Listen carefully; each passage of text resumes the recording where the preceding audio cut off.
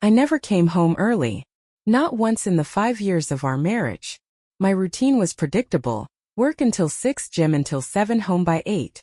But that day fate had other plans. A last-minute power outage at the office sent everyone home by noon. I didn't even think to call my husband, Daniel, to let him know I'd be back early. Why would I? The house was quiet when I arrived, too quiet. No television, no music, just an eerie stillness. I kicked off my heels at the door and walked towards the kitchen, planning to make a cup of tea before surprising Daniel with an impromptu lunch date. That's when I heard it. A soft giggle. It came from upstairs. My stomach twisted. Maybe I had imagined it. But then there it was again. A breathy laugh followed by a hushed whisper. I knew that laugh. A wave of nausea hit me as I crept up the stairs, my heart hammering against my ribs. The bedroom door was slightly ajar, just enough for me to see inside without making a sound. And there they were. Daniel. And her. A woman I didn't recognize, tangled with my husband in the bed we had chosen together. The bed we had built a life around. The sight burned itself into my mind. Every detail seared into my memory like an iron brand. I could have screamed. I could have stormed in, thrown things, demanded answers. But I didn't. Instead, I turned around and left as quietly as I had come. Because I had already decided, Daniel wasn't going to know that I saw. Not yet. No, I had something better planned. By the time I reached my car, my hands were shaking, but my mind was eerily clear. The initial shock had settled into something colder, sharper: calculation. If Daniel thought he had won, if he believed I was still the clueless, devoted wife, then I had the upper hand. I wasn't going to cry. Not yet. Instead, I drove to my favorite cafe, the one Daniel always complained was too expensive for just coffee. I ordered a caramel latte and sat by the window, watching the world go by, pretending my life hadn't just imploded. My fingers gripped the warm cup as I replayed the scene over and over in my mind. Who was she? How long had this been going on? And more importantly, how would I make him regret it? By the time I finished my drink, I had my answer. I wasn't going to leave him. Not immediately. That would be too easy. No, Daniel needed to lose something first, something more valuable than a marriage he clearly no longer respected. That night, I went home at my usual time, stepping through the door as if nothing had changed. Daniel greeted me with a kiss on the cheek, the same lips that had been on someone else just hours ago. I swallowed my disgust and forced a smile. "Hey, babe," I said sweetly, setting my purse down. "How was your day?" His smile was relaxed. Same old, same old. You." I bit back the laugh that threatened to escape. He really thought he could lie that easily? "Uneventful," I said. "Just another work day." And so the game began. He had no idea that I already knew. And that was my greatest weapon. The first step of my plan was simple. Act normal. Over the next few days, I played my role to perfection. I kissed Daniel goodbye in the mornings, texted him sweet nothings during the day, and curled up next to him at night like the devoted wife I had always been. If he felt guilty, he never showed it. But I wasn't looking for guilt.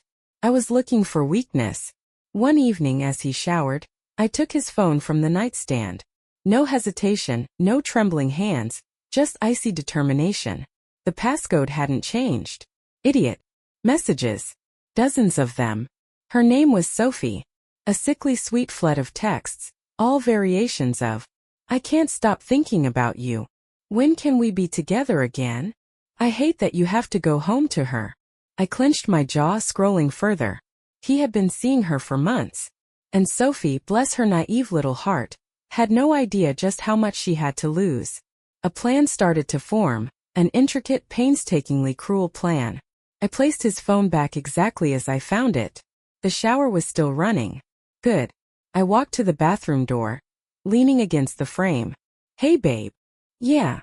His voice was muffled by the sound of water. "I was thinking we should go on a little getaway. Just us.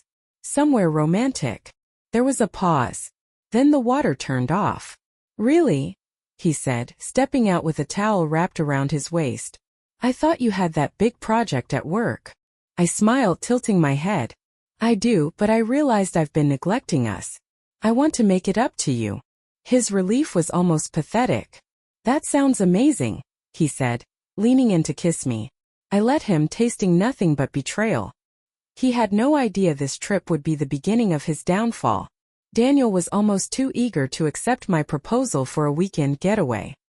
His eyes lit up at the suggestion, probably thinking he had successfully fooled me into believing he was the perfect husband. Maybe he even convinced himself that a romantic trip would ease his guilt, like some twisted form of redemption. He had no idea I was orchestrating his downfall. I booked a luxurious cabin by the lake. Remote, peaceful, isolated. The kind of place where secrets could unravel without interruption. Daniel the fool even praised my choice. "You always know exactly what we need, babe." I smiled and kissed his cheek, fighting the urge to laugh. We arrived at the cabin on a Friday evening. The drive had been filled with meaningless small talk, work, the weather, his usual complaints about traffic. I nodded and smiled, pretending to be the doting wife, while my mind worked like a chessboard. Everything was perfectly in place. The cabin itself was stunning. Floor-to-ceiling windows that overlooked the lake, a fireplace crackling warmly in the living room, and a fully stocked kitchen. It was all part of the illusion. I wanted Daniel to feel comfortable, safe. I made us a gourmet dinner that night: steak, roasted vegetables, a bottle of red wine. He had no idea I had been slowly, methodically drugging his drinks for the past 3 weeks. Nothing extreme, just enough to make him a little more forgetful, a little more disoriented. By the time we sat in front of the fire, glasses in hand, he was already feeling the effects. "You're amazing," he murmured, his head leaning back against the couch. "I don't tell you that enough." No, he didn't. Instead, he told Sophie. I leaned into him, resting my head on his shoulder. "I know, love, but I have a confession to make." He shifted slightly, blinking at me through the haze of wine and whatever was now swimming through his system. "What is it?" I sighed like a woman bearing her soul. "I haven't been totally honest with you." His body tensed, the slightest flicker of panic crossing his face. "Good." I reached for my phone and with a few taps, pulled up the very thing that would destroy him. I turned the screen toward him. Hundreds of messages. His messages. Sophie's messages. Screenshots, photos, even a video I had retrieved from his cloud, one where they weren't exactly fully clothed. The blood drained from his face so fast, I thought he might pass out. What? I pressed a finger to his lips, shushing him. "I know everything, Daniel." His breathing turned ragged. "I can explain." "You can't," I said calmly, tucking my phone away. "But I don't need an explanation. I already know what kind of man you are." His hands clenched into fists. "What do you want?" Now we were getting somewhere. I leaned back against the couch, swirling the last bit of wine in my glass. "Oh, love, I already got what I wanted. You see, you didn't just betray me. You embarrassed me. And I don't take humiliation lightly." Daniel's eyes darted toward the door. He was panicking now, his mind struggling to piece together an escape plan through the fog I had carefully woven around him. I smiled. "You won't find your phone. Or your car keys. I made sure of that before we left home." His face darkened. "You're crazy." "No, darling. I'm precise." I stood up, stretching leisurely before walking over to the fireplace. The flames flickered warmly, as if celebrating the moment. Then I pulled out my final move. "I sent everything to Sophie before we got here," I said, watching his face as the realization crushed him. "I also sent it to her boyfriend. Yes, she had one. You weren't her only little secret." Daniel's breath hitched. "What did you do?" I tilted my head. "You'll find out soon enough." His phone, which I had left just within reach, buzzed. The screen lit up with frantic messages from Sophie. "What the hell is this? Daniel, call me right now. My boyfriend saw everything. He's losing his mind." Daniel snatched up the phone, but before he could respond, I grabbed it and tossed it into the fire. His eyes widened in horror as the flames swallowed it whole. "Are you insane?" "No, just done playing nice." Daniel shot up from the couch, stumbling slightly. "You don't get to control me like this." I shrugged. "I'm not controlling you, love. I'm simply letting the truth out." His breaths were heavy, furious, desperate. But he couldn't do a thing. Not without his phone, not without his car, not with his mind foggy from weeks of my careful handiwork. "You wanted to live a double life, Daniel?" I whispered, stepping closer, watching him shrink back like a coward. Well, now you can live in the wreckage of it. Then I smiled sweetly. Now be a dear and clean up the dishes. I'm going to bed. And just like that, I turned and left him standing there, silent, broken, defeated. The best part? This wasn't even the final act. I slept like a baby that night. Daniel, however, did not. I heard him pacing downstairs, opening and closing drawers, probably searching for a spare phone or car keys. His frustration grew with every second, but he never came upstairs. He knew better than to try and confront me again. He was too busy watching his world burn. By morning, I walked into the kitchen to find him sitting at the table, bleary-eyed, gripping a cup of coffee like it was the only thing keeping him tethered to reality. He looked up at me, his face drawn with exhaustion, anger simmering just beneath the surface. I smiled sweetly. Morning, love. Are you done? His voice was hoarse, desperate. I tilted my head. With what? His grip tightened around the coffee cup. With whatever this is. You made your point. I took my time pouring myself a cup of coffee, stirring in a spoonful of sugar like I had all the time in the world. Then I slid into the chair across from him and took a sip, sighing contentedly. No, Daniel, I said, setting my cup down with a soft clink. We're just getting started. His jaw clenched. You humiliated me. I chuckled. Oh, I humiliated you? Interesting. I seem to recall you doing a fine job of that all on your own. Silence stretched between us. Then finally the question I had been waiting for. What do you want? His voice was tight, controlled. I leaned forward, resting my chin on my palm, pretending to consider. Oh, Daniel. It's not about what I want. It's about what you're about to lose.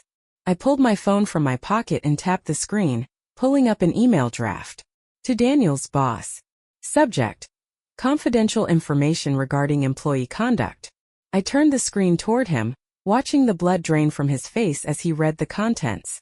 His company had a strict morality clause. No scandals, no affairs, no tarnishing the company's reputation. His relationship with Sophie was spelled out in excruciating detail, complete with screenshots of texts and photos. You're bluffing, he said, but his voice lacked conviction. I smiled. Try me. His hand shook slightly as he reached for the phone, but I pulled it back. Not so fast, I said. I have one condition. He swallowed hard. What? I leaned in, lowering my voice to a near whisper.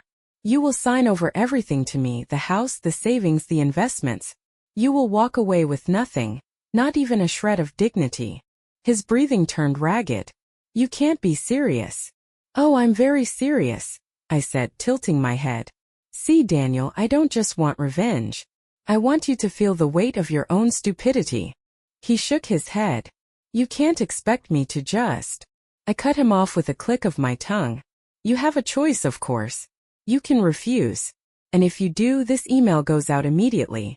You lose your job, your reputation, your cushy little lifestyle. And then I'll divorce you anyway. But by then you'll have nothing left to bargain with. His eyes darted to the phone, then back to me. You wouldn't. I gave him the coldest, most satisfied smile I could muster. You bet your life I would. The silence between us stretched, thick and suffocating. Then finally he exhaled shakily, defeated. I want a lawyer. Of course, love, I said, taking another sip of my coffee. Take all the time you need. Just remember, the longer you stall, the closer I get to hitting send. And just like that, Daniel finally realized he had lost. Daniel didn't eat that morning. He barely spoke. He just sat there staring at the table, probably weighing his options. The problem was, he didn't have any. By noon I saw him scrolling through his contacts, searching for a lawyer. I let him. In fact, I encouraged it. Get the best one you can afford, I said cheerfully, sipping my tea. Oh wait, your accounts are frozen. You might have to settle for someone a little less impressive. His head snapped up. What did you just say? I pulled out my phone and tapped a few times, then turned the screen toward him. Bank statements. Our accounts. Only they weren't our accounts anymore. I had spent the past month, long before I ever confronted him, quietly shifting money, setting up new accounts in my name only, securing the assets I had every legal right to. Daniel had been so busy sneaking around that he hadn't noticed his own bank accounts slowly being drained. His hands clenched into fists as he read the numbers. What the hell did you do? I grinned, setting my phone down. I made sure you'd leave with exactly what you deserve. He lunged forward, grabbing my wrist. For the first time in our entire marriage, I saw something raw and terrifying in his eyes. Not anger. Not frustration. Fear. You can't do this to me, he whispered, his voice trembling. I leaned in, my lips brushing against his ear as I whispered back. I already have. That afternoon Daniel tried to negotiate. He went from furious to desperate to pathetic in record time. Please, let's just talk about this. We can work something out, I swear. You don't have to destroy me over one mistake. I let him talk. Let him grovel. Then when he was done, I slid a folder across the table. Inside was everything. A full settlement agreement, already drafted, already notarized, just waiting for his signature. Sign this, I said, voice cool and emotionless. Or I send the email. His hands trembled as he flipped through the pages. His house, his savings, his reputation gone. But this leaves me with nothing. His voice cracked. I shrugged. That's exactly what you left me with the moment you decided I wasn't enough. He swallowed hard, fingers tightening around the pen. Then slowly, painfully, he signed. That evening Daniel packed his bags. I watched from the doorway as he shoved his clothes into a suitcase. His movements jerky, erratic. He looked smaller somehow, like the weight of his own failure was physically crushing him. I didn't say a word. When he was done, he turned to me, eyes red, face pale. Where am I supposed to go? I tilted my head. Not my problem, love. He let out a hollow laugh, shaking his head. You really hate me that much? For the first time in days, my expression softened. No, Daniel, I said simply. I don't hate you.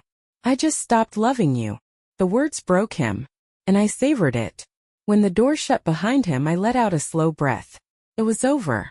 I walked into the living room, sat on the couch, and let the silence settle around me. For the first time in years, I was free. And Daniel? Well, Daniel was finally reaping what he had sown. Daniel thought the worst was over. That signing away our assets, packing his bags, and walking out of our home was the full extent of his punishment. He was wrong. The moment he left, I put the next phase of my plan into motion. See, Daniel cared about three things. His reputation, his career, and his ability to charm people into believing he was the perfect man. I was about to strip him of all three. The first step was simple. I sent an anonymous tip to his company's HR department, exposing his affair with Sophie. Normally, this wouldn't be enough to get him fired, except Daniel's company had a strict morality clause. No public scandals, no inappropriate workplace relationships. And wouldn't you know it? I had plenty of evidence. Screenshots of their messages. Emails exchanged during work hours. Photos taken at company events where they thought no one was watching. I packaged it all up nicely and sent it straight to the top. By mid-morning, the whispers had already started. By lunch, Daniel's boss had called him in for a meeting. By 2 p.m. he was unemployed. I imagined him sitting there in shock, trying to explain himself, trying to spin the story, only to realize that there was no escape. But I wasn't done. Sophie. Oh, sweet, pathetic Sophie. She had been careless too. She had a boyfriend. A clueless, doting man who had no idea she was sneaking around with my husband. I fixed that. That afternoon I sent him an email too, complete with every dirty detail of their affair. By 5 p.m. Sophie was single. By 6 p.m. she was calling Daniel in a panic. I knew this because Daniel, fool that he was, called me shortly after. I let it ring. Let him stew. Let him feel the weight of his life collapsing in real time. And then, just as he was probably about to give up, I answered. His voice was frantic. What did you do? I smiled, taking a sip of wine. I evened the score, darling. Then I hung up. That night I slept better than I had in years. And Daniel? He had no idea there was still one final move left to play. Daniel had lost his home, his money, his job, and his mistress. Any other man might have accepted his defeat and disappeared quietly. But Daniel was not like other men. He still thought he could salvage something. The next day I got a message from him. We need to talk. I ignored it. Then another. Please, just one conversation. That's all I'm asking. I ignored that one too. Then a voicemail. His voice was hoarse, desperate. I get it, okay? I screwed up. But you can't just erase me like this. We were together for years. We had something real. He exhaled shakily. I just need to see you. One last time. Please. I almost laughed. Daniel still didn't understand. This wasn't his story anymore. It was mine. But you know what? I decided to grant him his final request. I texted back. Fine. Meet me at the Ivy at 7 p.m. Dress nicely. The Ivy was a high-end restaurant. The kind of place where you needed reservations weeks in advance. The kind of place where everyone was watching. Daniel responded instantly. I'll be there. Of course he would. He thought this was his second chance. He had no idea I was about to end him. At 6:45 p.m., I arrived first, slipping into the dimly lit dining room with ease. The hostess smiled warmly, recognizing me from the countless times Daniel and I had dined there before. Waiting for someone? She asked. I smiled. Yes, but he doesn't know I'm already here. She looked intrigued but nodded, leading me to a discreet table near the back, the perfect vantage point. From there I watched as Daniel walked in right on time. He had shaved, worn his best suit. He scanned the room eagerly, eyes searching for me. I never went to his table. Instead, I watched as someone else did. Sophie. She had arrived minutes after him, her expression twisted in pure rage. Daniel's smile faltered the moment he saw her. What? Slap. The entire restaurant went silent. Sophie's voice cut through the air. You ruined my life, you lying, cheating piece of garbage. Daniel's face burned red as heads turned. Dozens of people, diners, staff, onlookers, all watching him get humiliated in real time. He tried to grab Sophie's wrist, but she yanked away. You told me you loved me, she hissed. You told me she didn't matter. Someone gasped. Oh, it was delicious. Daniel, caught between his wife and his mistress, in the most public, humiliating setting possible. And then the cherry on top. I stood up. I walked toward them, my heels clicking against the floor, slow and deliberate. Daniel saw me. His face drained of color. I leaned in, my voice just loud enough for the crowd to hear. Oh, love. You didn't think I'd actually have dinner with you, did you? A collective gasp. Sophie turned, eyes widening as she realized. I set this up. Daniel just stood there, mouth opening and closing like a fool. I smiled sweetly. Enjoy your meal. Then I turned on my heel and walked out, leaving Daniel to drown in the wreckage of his own disaster. Daniel never contacted me again.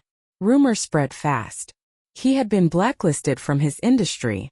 No one wanted to hire him after the scandal. Sophie disappeared.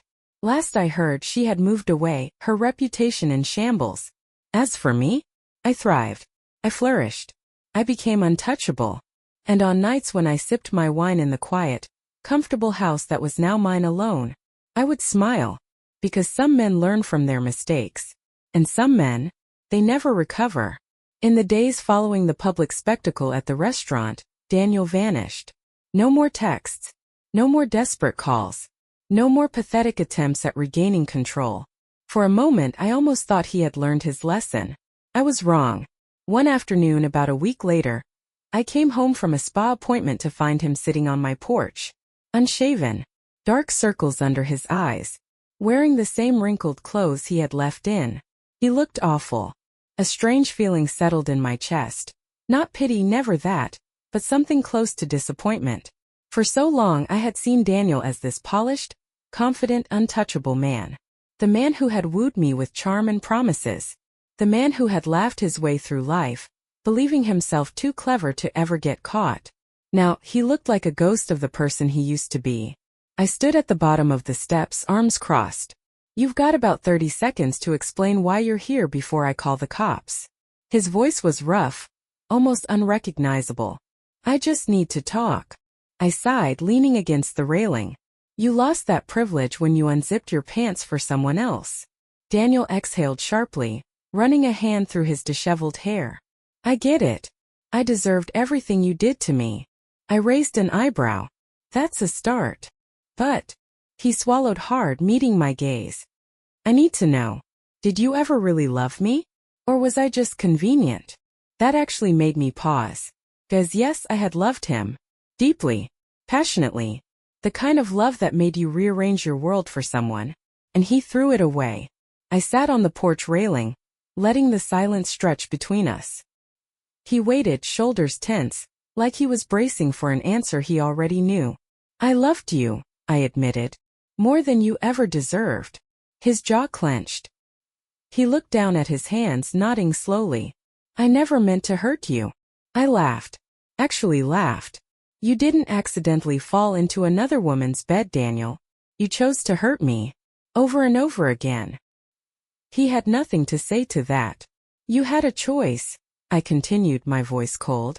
Every time you texted her. Every time you met up with her. Every time you looked me in the eye and lied. You chose to betray me, and now you have to live with it. His head snapped up. Where am I supposed to go? Not my problem. You really don't care what happens to me, do you? His voice cracked just slightly. I gave him the coldest smile I could manage. Not anymore. For the first time I saw true regret in his eyes. Not the regret of being caught. Not the regret of losing money or status. But the regret of losing me.